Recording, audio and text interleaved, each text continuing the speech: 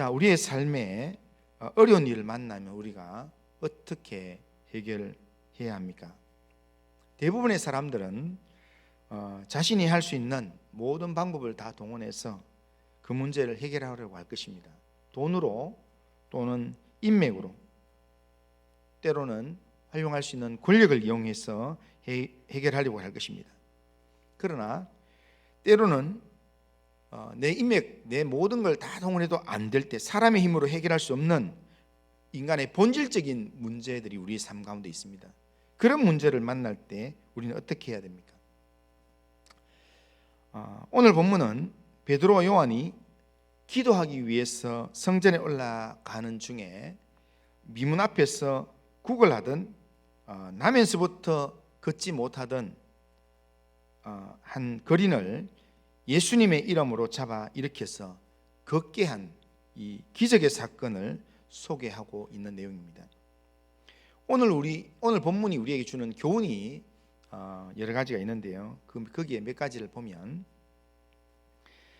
베드로와 요한이 기도하러 성전에 올라갔다라는 겁니다.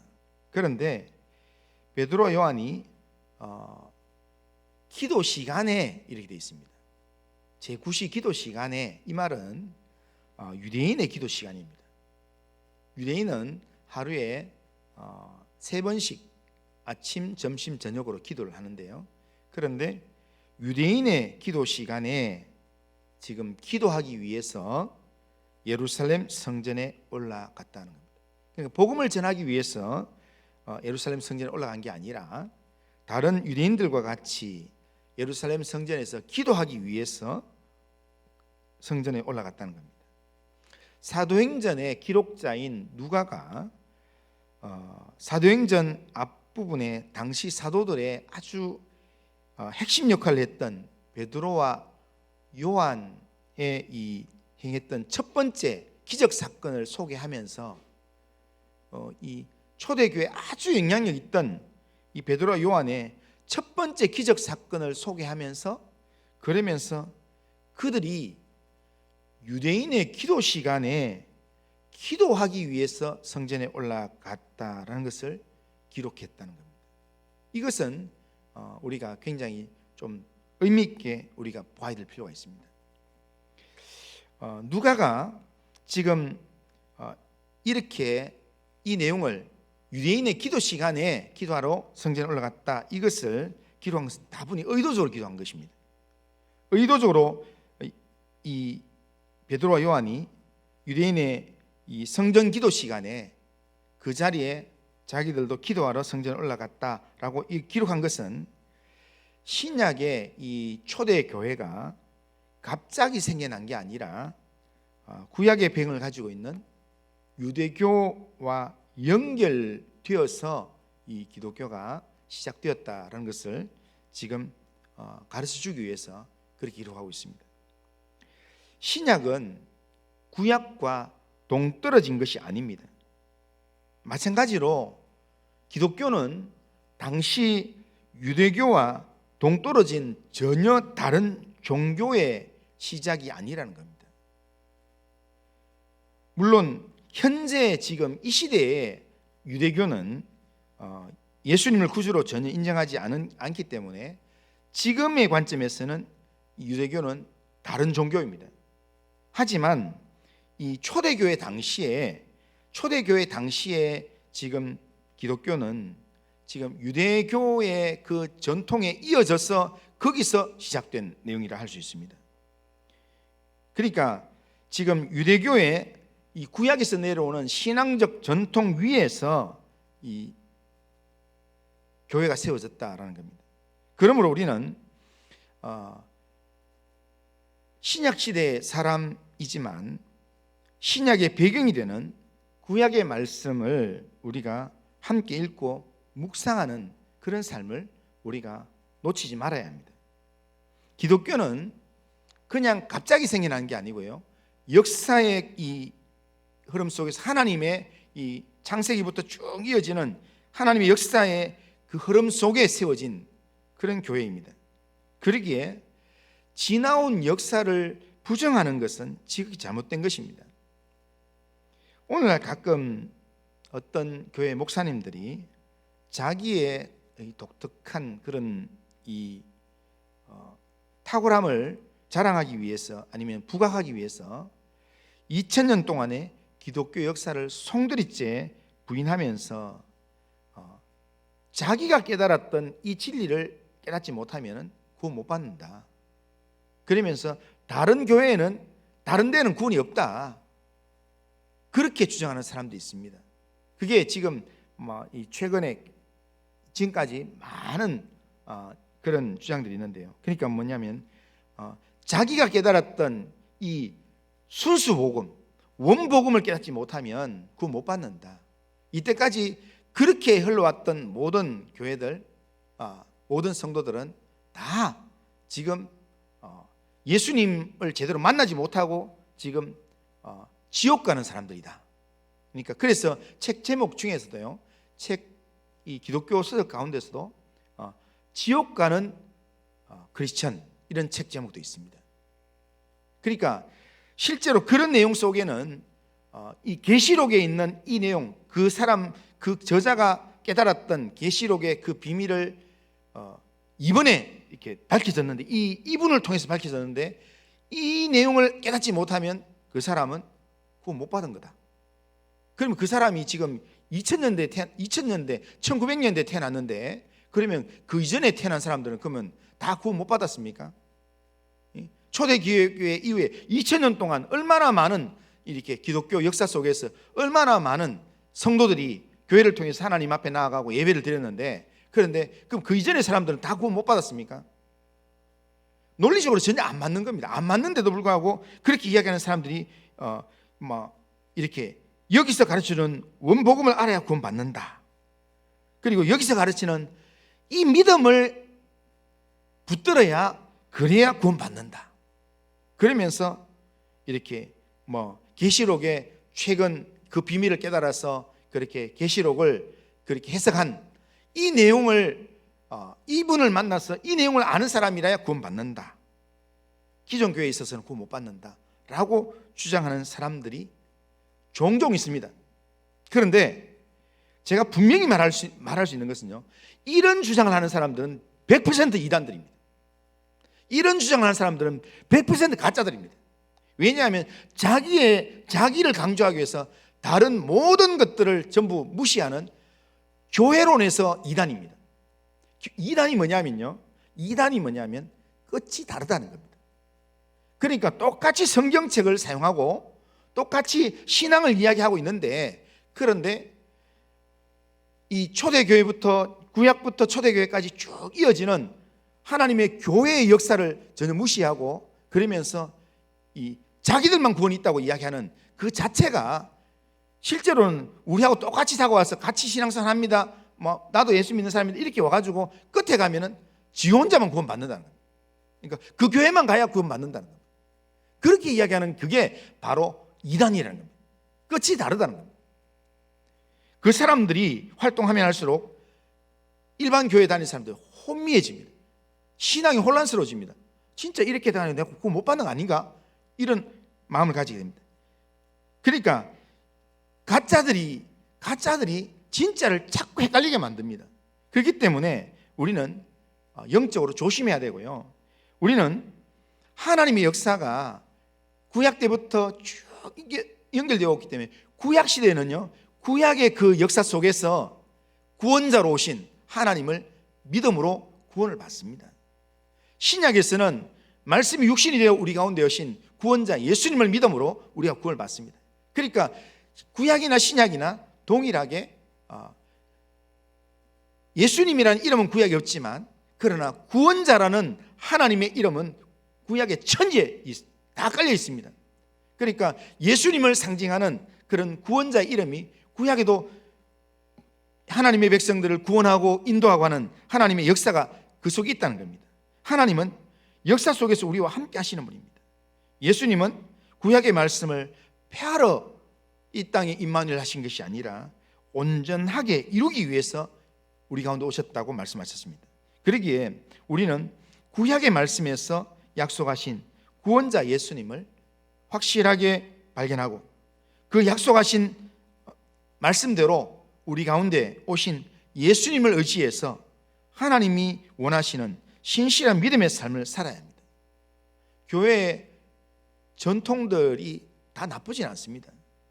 전통은 나쁜 게 아니라 전통은 어떤 면에서는 좋은 것도 많습니다. 그렇기 때문에 교회의 전통을 충분히 잘 활용해서 그 전통을 통해서 내가 하나님께 더 가까이 갈 수 있고 내가 하나님의 은혜를 더 받을 수 있는 장소라면, 지금 베드로 요한 당시에 초대교회가 지금 본격적으로 이렇게 세팅이 되어 있지 않은 상황에서 어디를 가야 기도할 분위기가 되겠습니까?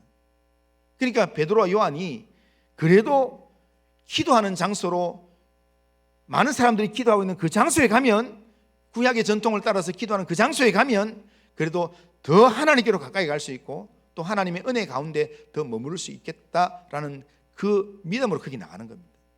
오늘 우리가 때로는 내가 경험해보지 못했던 그런 하나님의 은혜가 사모되어지고, 그래서 누군가 은혜 받았던 그런 예배의 장소로 내가 가서 나도 좀 은혜를 받았으면 좋겠다, 그런 중심은 참 좋은 겁니다. 하나님의 은혜를 받기 위해서 하나님께서 내게 부어주실 회복의 은혜를 우리가 사모하면서 그렇게 여러 이 전통적인 그런 경건의 방식들을 활용하면서 말씀을 읽고 기도하고 하나님께 가까이 가기 위해서 몸부림치고 그러는 가운데 우리가 하나님의 은혜를 체험하게 되는 것입니다. 올 한 해 우리가 하나님께 더 가까이 가는 그런 경건한 삶을 살기 위해서 영적으로 몸부림치는 우리 성도님들 다 되시기를 주님의 이름으로 축원합니다. 자, 두 번째로 오늘 우리가 살펴볼 것은 이 본문에서 세상 능력의 한계를 우리가 발견할 수 있습니다. 두 사도가 성전에 올라가다가 미문에서 나면서부터 못 걷게 된 한 사람을 주목하게 됩니다. 본문 2절 3절에 보면 나면서 못 걷게 된 이를 사람들이 메고 오니 이는 성전에 들어가는 사람들에게 구걸하기 위하여 날마다 미문이라는 성전 문에 두는 자라. 그가 베드로와 요한이 성전에 들어가려 함을 보고 구걸하거늘, 이렇게 말씀합니다. 베드로와 요한은 성전에 들어가려고 하다가 미문 앞에 있는 한 거린을 주목했습니다. 그는 나면서부터 한 번도 걸어보지 못했던 선천적인 안전병이었습니다. 사람들은 그를 구걸할 수 있도록 매일 아침에 메어서 성전 미문 앞에 데려다 놓고 저녁에는 또 그를 데려가는 것, 기껏 이 사람들이 이 거린을 위해서 해줄 수 있는 일들, 이 사람이 굶어 죽지 않고 살 수 있도록 하기 위해서 사람들이 기껏 해줄 수 있는 일은 이 사람을 메어서 아침에 갖다 놨다가 저녁에 해가 지면 또 집으로 데려가서 주고 하는 그것밖에 할 수 없다는 겁니다. 이게 이 세상이 가지고 있는 한계입니다. 구걸하는 자에게 가장 중요한 문제는 그가 걸을 수 없다는 겁니다. 하지만 세상은 그의 본질적인 문제를 해결할 능력이 없습니다. 그의 이 걷지 못하는 이 문제, 그의 이 걷지 못하는 것 때문에 가지고는 마음의 절망감, 이 문제는 사람들이 해결하지 못한다는 겁니다. 세상이 해결하지 못한다는 겁니다. 그러니까 그를 위해서 기껏 해준다는 게, 그를 위해서 이렇게 사람들이 많이 있는 장소로 메어다가 데려다 놓고 또 저녁 되면 집으로 데려오고, 오늘날 이게 장애인 돌봄 이런 서비스를 이런 부분에서 역할하는, 그게 세상적인 이 접근 방식입니다. 오늘날 세상의 과학 문명 얼마나 많이 발달했습니까?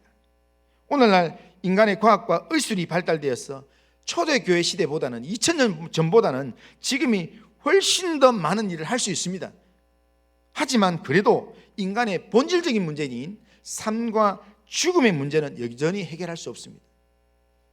옛날보다는 조금 더 삶을 연장합니다. 그래서 옛날에는 평균 수명이 얼마 안 됐지만 지금은 한 100살까지 사십니다. 그리고 그때는 무릎 연골 다 닳아가 아파서 아픈 채로 살아야 되고, 옛날에는 암 발견이 잘 안 되니까 암 발생하면 암 때문에 그냥 바로 죽어야 되는데, 오늘날에는 연골이 다 닳으면 연골 또 인공 연골 넣어가지고 수술하고 그러면서 또 좀 더 건강히 살고, 암 초기에 발견하면 암 치료해서 암 되면 위 잘라내가지고 남은 걸로 좀 더 생명을 연장하고, 연장을 할 수 있지만 그러나 영원히 살 수는 없습니다. 아무리 과학이 발달되고 아무리 이 시대가 정말 많은 것들을 할 수 있다 할지라도 사람의 이 생명과 죽음에 대한 부분은 사람이 관여할 수가 없습니다. 우리의 본질적인 문제를 주관하시고 해결하시는 분은 우리의 구원자 주 예수님밖에 없는 줄로 믿습니다. 그래서 우리는 예수를 믿어야 되고, 그래서 우리는 예수님 바라보고 예수님 의지해야 되는 겁니다. 우리가 이 땅에 해결할 수 있는 여러 문제, 누군가 내 옆에 있는 이웃이 나 도와줄 수 있는 문제, 그 문제는 하나님 없어도 해결할 수 있습니다.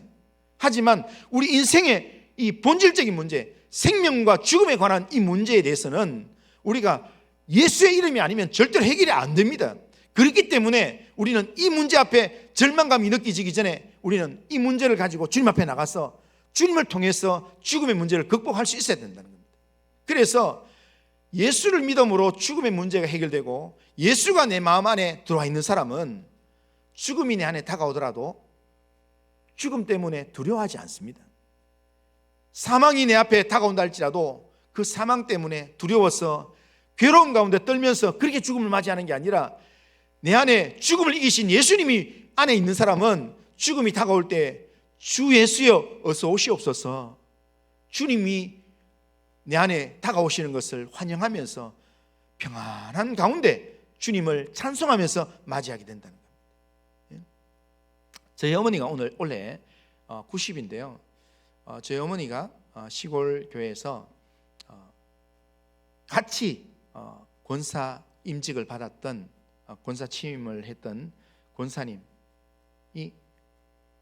이번 지난 달에 돌아가셨어요. 그러니까 90을 채우기 못하고 89세에 돌아가셨는데, 그런데 어머니가 저한테 전화 와서 그렇게 그 이 권사님이 그렇게 건강하게 사시다가 마지막 운명의 순간에 가족들이 다 보는 앞에서 찬송 부르다가 돌아가셨단다. 그 모습이 얼마나 부러운지 모르겠다, 그렇게 이야기하시더라고요. 그러니까 내 안에 죽음의 문제가 해결된 사람은요, 죽음이 내 앞에 가까이 다가올 때, 그럴 때 가족들 보면서 눈물 흘리면서 안 죽으려고 막 안간힘하고 이렇게 하는 게 아니라 가족들 다 보는 앞에서 축복의 말들 하고 유언할까 하고 마지막 찬송 부르면서 주님을 맞이하면서 하나님 앞에 서게 된다는 겁니다. 이렇게 우리의 인간의 근본적인 문제를 해결할 수 있는 분이 예수님이기 때문에, 그래서 성경은 우리에게 끊임없이 우리에게 예수를 믿어라, 주 예수를 믿어라, 너희는 마음에 근심하지 말라, 하나님을 믿으니 또 나를 믿어라 라고 말씀하는 겁니다. 성경은 우리에게 분명히 이야기합니다. 시편 146편 5절에 보면 야곱의 하나님을 자기의 도움으로 삼으며 여호와 자기 하나님에게 자기의 소망을 두는 자는 복이 있도다 라고 말씀했습니다. 그리고 잠언 29장 25절에 보면 사람을 두려워하면 올무에 걸리게 되거니와 여호와를 의지하는 자는 안전하리라. 여호와를 의지해라, 그렇게 우리에게 말씀한다는 겁니다.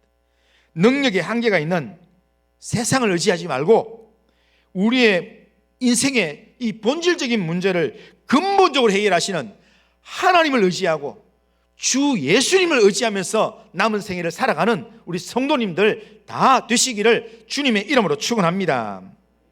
자, 다음으로 우리가 하나 더 볼 것은 이 나면서부터 못 걷게 된 거린이 미문에서 성전을 들어가는 베드로 요한에게 구걸하는 그 장면입니다. 4절에 보면 베드로가 요한과 더불어 주목하여 이르되 우리를 보라 하니, 이렇게 말합니다. 여기 주목한다라는 것은 아주 다른 건 안 보이고 그것만 본다 이 말입니다. 베드로와 요한이 그 거린을 주목하여 바라보았다는 겁니다. 당시 매일 3차례 기도 시간에 기도하기 위해서 이 예루살렘 성전에는 많은 사람들이 거기에 들락날락했을 것입니다. 그러니까 즉 미문 앞에는 이 거린 외에도 많은 사람들이 있었습니다. 지나가는 사람들, 또 거린 중에 이 사람만 있었겠습니까?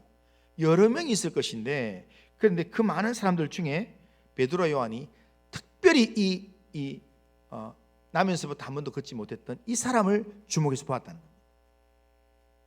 그 이유는 뭐냐면 그 사람의 눈에서 무엇인가 얻으려고는 간절함을 보았기 때문입니다. 그 사람이 지금 제자들을 보니까 베드로가 주목해서 봤다, 이렇게 되어 있습니다.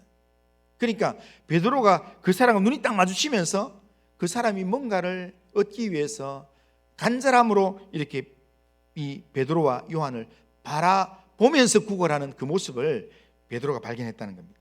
이 거리는 베드로와 요한이 어떤 사람인지 잘 모릅니다.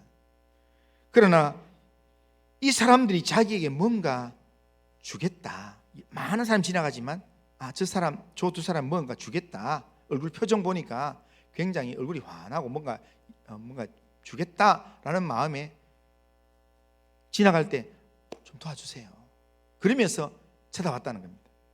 그런데 그걸 기대하고 간절히 바라봤던 그 시선, 그 간절함의 시선을 베드로가 딱 눈이 마주치면서 그를 보았다는 겁니다. 누가가 이 기적 사건을 기록하면서 베드로가 이 사람이 자기를 보는 그 간절함을 보고 자기가 주목해서 이 사람을 바라보았다라고 이것을 기록한 것은, 우리가 하나님의 은혜를 받을 때, 우리가 성령의 은혜를 받을 때에도 같은 방법으로 우리에게 주어지기 때문에 이 사도행전을 아주 이제 지금 길게 써야 되는데, 길게 기록해야 되는데 지금 사도행전 앞부분에 이 부분을 지금 언급하고 있는 것입니다. 자, 예수님은 누구든지 하나님 앞에 사모함으로 간절히 기도하면 하나님께 성령을 주신다고 그렇게 말씀했습니다. 누가복음 11장 9절에 보면 이렇게 이야기합니다. 내가 또 너에게 이르노니 구하라 그러면 너에게 주실 것이요, 찾아라 그러면 찾아낼 것이요, 문을 두드리라 그러면 너에게 열릴 것이니 라고 말씀합니다. 그러면서 이 9절 뒷부분에 가보면 누가복음 11장 13절에 보면 이렇게 얘기합니다. 너희가 악할지라도 좋은 것을 자식에게 줄 줄 알거든 하물며 너희 하늘 아버지께서 구하는 자에게 성령을 주시지 않겠느냐, 이렇게 말합니다. 그러니까 누구든지 성령을 간절히 구하면 하나님께서 구하는 자에게 성령을 주신다는 겁니다. 그저 오늘 본문의 그림처럼 사모하는 마음으로 성령을 구하면서 하나님께 간구하기만 하면 하나님께서 우리에게 성령을 선물로 우리의 심령 가운데 충만하게 주신다는 겁니다. 우리는 하나님의 응답을 사모하는 간절한 마음으로 성령 충만을 우리에게 주시도록 우리가 간구해야 합니다. 간절히 구하는 자에게 넘치는 은혜를 주시는 겁니다. 그래서 바라보라고 이야기합니다. 사모하는 마음으로 바라보라고 이야기하는 겁니다. 그런데 베드로와 요한을 바라보는 이 거린에게 6절에 보면 베드로가 이렇게 합니다. 베드로가 이르되 은과 금은 내게 없거니와 내게 있는 것을 내게 주노니 나사렛 예수 그리스도의 이름으로 일어나 걸어라, 이렇게 합니다. 그저 간절한 마음으로 베드로를 바라보는 그에게 베드로는 금과 음은, 네가 원하는 금과 음은 내게 없지만 내게 있는 이것을 네게 준다, 그러면서 나사렛 예수의 이름으로 일어나 걸어라, 그러면서 그의 손을 잡아서 일으켰습니다. 그런데 그때 그 발목에 힘이 생기면서 기적이 일어났습니다. 그가 일어나서 뛰고 그리고 걷고 그리고는 하나님을 찬양하는 사람이 되어버렸습니다. 예수 이름의 능력이 이 사람에게 나타난 것입니다. 간절히 사모하는 마음으로 하나님께 기도하면, 간절히 사모하는 마음으로 하나님께 성령을 구하면 우리에게도 성령께서 충만하게 임재하시는 영적인 은혜를 우리가 체험하게 된다는 겁니다. 성령이 임하시는 양상은 사람마다 다 다를 수 있습니다. 이 사람처럼 병이 낫기도 하고요, 성령이 임하면 마음의 병이 치료되기도 하고요, 성령이 임하게 되면 신령한 능력을 행할 수도 있습니다. 기적이 일어나기도 합니다. 무엇이 되었든 간에 성령이 우리 가운데 충만하게 임재하시면 우리는 하나님의 거룩한 백성이라는 확증을 우리가 얻게 된다는 겁니다. 하나님이 나와 함께 하시는구나, 하나님이 나를 이렇게 변화시켜 주시는구나, 이걸 깨닫게 된다는 겁니다. 그러므로 하나님을 향하여서 간절한 마음으로 무엇보다 성령을 구하고 또 구하는 그런 믿음의 삶을 살아가시길 바랍니다. 성령을 사모하고 성령을 구함으로 성령 충만한 삶을 살아가는 우리 성도님들 다 되시기를 주님의 이름으로 축원합니다. 자, 마지막으로, 자, 그렇다면 지금 우리는 베드로의 이 모습을 보면서 우리는 어떤 모습입니까? 우리가 은과 금만 가지고 있는 사람입니까? 아니면 예수 이름의 능력을 가지고 살아가는 사람입니까? 우리 안에 은과 우리 안에 가지고 있는 게 은과 금입니까? 돈입니까? 아니면 우리 안에 예수 이름의 능력을 가지고 있습니까? 베드로는 금과 음은 자기에게 없으나 자기에게 있는 이것으로 주겠다 이렇게 말하면서 나사렛 예수의 이름으로 일어나 걸어라 라고 선포했습니다. 베드로에게는 예수의 이름이 그 안에 있었습니다. 예수 이름의 능력이 그 안에 있었습니다. 베드로에게는 예수의 이름이 그 안에 있었기 때문에 예수의 이름이 그에게 능력이 되었습니다. 그래서 그것을 주면서 선포했던 겁니다. 그러나 오늘날 많은 성도들 그리고 많은 교회들이 금과 은은 가졌지만 나사렛 예수의 이름의 능력을 잃어버린 모습으로 살아가는 경우가 참 많습니다. 그러니까 예수 그리스도의 이름의 능력을 또 신뢰도 안 하기 때문에 오히려 하나님 앞에서 무엇을 더 많이 기도하느냐면 예수 이름의 능력을 하나님 앞에 구하는 게 아니라 하나님 나 돈 좀 주세요. 하나님 나 좀 금덩어리 좀 주세요. 나 좀 이 문제 좀 해결해 주세요. 이런 기도만 많이 하지 실제로 예수님이 내 안에 충만해져서 예수의 이름의 능력이 나로 통해서 나타나는 것, 이거에 대해서는 별로 마음도 별로 없는 것 같아요.